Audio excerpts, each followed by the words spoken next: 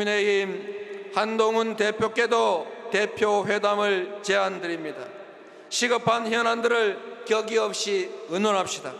어제 하신 대표 회담의 제의도 대단히 환영한다는 말씀을 드립니다. 조속한 시일 내에 이 시간과 장소를 잡았으면 좋겠습니다. 이재명 대표는 오는 8월 25일 오후 3시 국회에서 국민의힘 한동훈 대표와 회담을 갖기로 하였습니다. 수평적인 당정 관계를 끌고 가고 있느냐에 대해서 상당한 의구심이 있으나 민생의 어려움, 교착된 전국을 타개하기 위해서 용단을 내렸다. 이렇게. 자, 화면으로 다시 한번 정리해 볼까요? 속보 나옵니다. 지금 25일 오후 3시 국회에서 당대표 회담을 갖기로 했다. 이런 내용을 각각 했습니다. 아직 보면은요, 이 의제하고 배석자 누구지 아직 추후 협의된다. 이거는 최종 타결이 안 된 거예요. 이게 또 관건이긴 한데, 요거 짧게 좀 송영훈 변호사 만나서 뭐가 좀 타협이 될까요, 지금? 어떻게 보십니까? 그렇게 되어야겠죠. 사실 한동훈 대표는 저 여야 회담에 대한 입장이 일관됩니다. 지난번에 이재명 대표가 영수회담을 제안을 했을 때 한동훈 대표는 국민의힘은 격식보다 민생을 중시하는 실용정당이다. 이렇게 하면서 뭐 누구를 먼저 만나든 상관이 없다라는 흔쾌한 입장을 보였습니다. 그것에 대해서 이제 이재명 대표가 사실은 뒤늦게 화답을 한 측면이 있죠. 그런데 어쨌든 양당 대표가 만나는 만큼 민생에 관해서 뭔가 좀 구체적인 성과가 나왔으면 좋겠습니다. 그 첫걸음은 이재명 대표가 본인의 말을 지키는 겁니다. 이번 전당대회 과정에서 이재명 대표가 소위 먹사니즘이라고 하는 걸 이야기하지 않았습니까? 먹고 사는 문제가 가장 중요하다는 것인데 실제로 이재명 대표 일기에서 민주당이 걸어온 정치는 그 먹사니즘과는 정반대 방향이었죠. 계속 탄핵, 특검, 청문회 이런 것에 몰두해 왔습니다. 그러면은 이제부터라도 기조를 바꿔서 정말 탄핵 소추했던 것들 다 철회하고 청문회는 다 취소하고 그다음에 특검법도 고집하지 않으면서 정말로 민생에 대해서 어떤 진정성이 있는 대안을 가지고 나올 때 그럴 때 의미 있는 합의가 있을 수 있겠죠. 그리고 하나만 덧붙이면은 그 여야가 지금 이렇게 대표 회담을 하게 된 마당에 굳이 수평적인 당정 관계에 상당한 의구심이 있다. 이런 말은 저는 최사에 가깝다고 봅니다. 흔쾌하게 만날 거면 그런 말씀은 안 하셔야죠. 이동학 전 최고위원. 네. 만나서 뭔가 합의가 좀 나오겠습니까? 당장의 합의는 어려울 겁니다. 아마 의제 조율이 뭐 지금부터 이제 들어갈 텐데 일주일 뒤에 만나는 뭐 추후 협의라고 돼 있어요. 네, 이제 얼마나 뭐 몇 번이나 만나겠습니까? 두세 번 정도는 그래도 만나지 않을까 기대를 하고요. 그래도 공히 두 분 다 최혜병 특검법에 대한 얘기는 하고 있지 않습니까? 일단 나왔어요. 그 지점 분명히 의제로 들어갈 것이고요.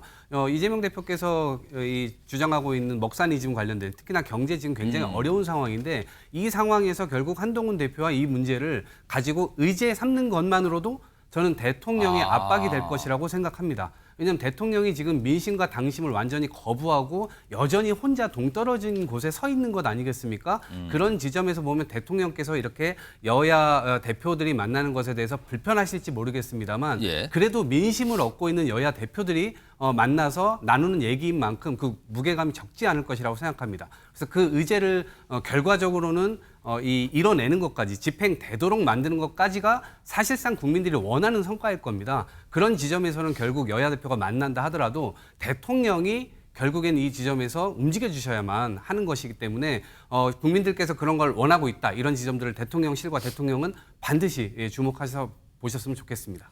이런 상황에서 한동훈 국민의힘 대표 오늘 굉장히 바쁜 일정을 보내고 있어요. 오찬 일정 그리고 또 만찬 일정도 좀 잡혀 있는데 오찬 때는 당의 상임고문들, 그러니까 원로들을 만나서 여러 가지 얘기, 조언을 좀 들었는데 그와 관련된 만남의 목소리가 좀 있습니다.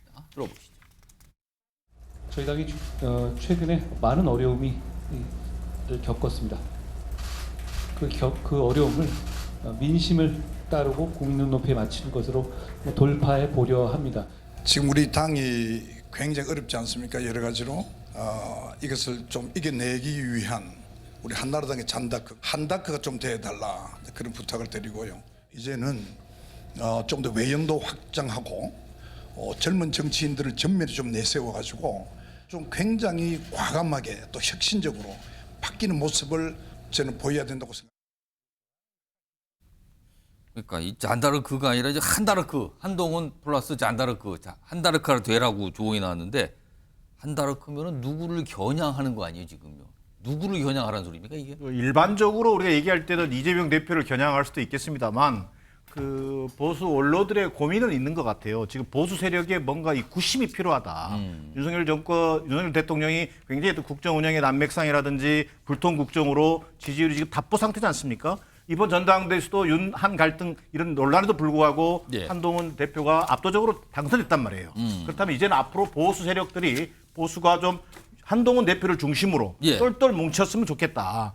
더 나아가서 정의원 전 의장이 말씀하셨던 것처럼 또 외연을 좀 확장하고 또 젊은 정치를 전면에 내세우는 그런 어떤 그 전면에 한동훈 대표가 서달라 이런 걸 봐서는 단순히 그 이재명 대표 야당의 대표인 이재명 대표뿐만 아니라 예. 저는 오히려 그 행간에는 윤석열 대통령을 대신할 수 있는 보수 세력의 구심을 고문들이 요구하고 있다. 저는 이렇게 해석할 수 있어 보입니다.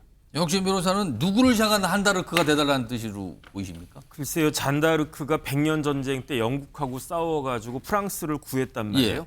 그런데 아무리 생각해도 한잔 뭐 이렇게 어감은 비슷해 보이긴 하는데 잔다르크하고 한동훈 대표하고 공통점이 있나? 저는 좀 그런 생각이 들고요. 뭐 그냥 뭐 지금 어려운 그 국정을 잘 도와가지고 내년에 그 다음번에 정권 재창출을 갖다 꼭 했으면 좋겠다 이런 취지로는 읽히는데 강하게 뭘 해달라 이 뜻인가요? 그냥 그런데 단순히? 역사적으로나 뭐 그런 여러 가지 맥락으로 봤을 때는 한다르크는 조금 아닌 것 같다. 저는 그런 생각이 들고요. 잔다르크가 붙은 인물이 앞서서 추다르크가 있었는데. 그러니까 추다르크는 뭐 같은 여자이기나 했지. 그런데 한다르크는 좀 그렇고 여러 가지로 그다음에 이제 뒤끝도 별로 안 좋았기 때문에 예. 저는 뭐 한다르크라는 이야기가 그렇게 널리 퍼질 것 같다는 그런 느낌은 들지 않습니다. 알겠습니다. 오늘 있었던 모습이에요. 그리고 지금 시간쯤이면 한동훈 대표가 국내임 소속 시도위원장들 좀 만나고 아마 있을 것 같습니다. 그러면 또 아마 밤에 또 무슨 얘기가 나오겠죠. 기다려보죠.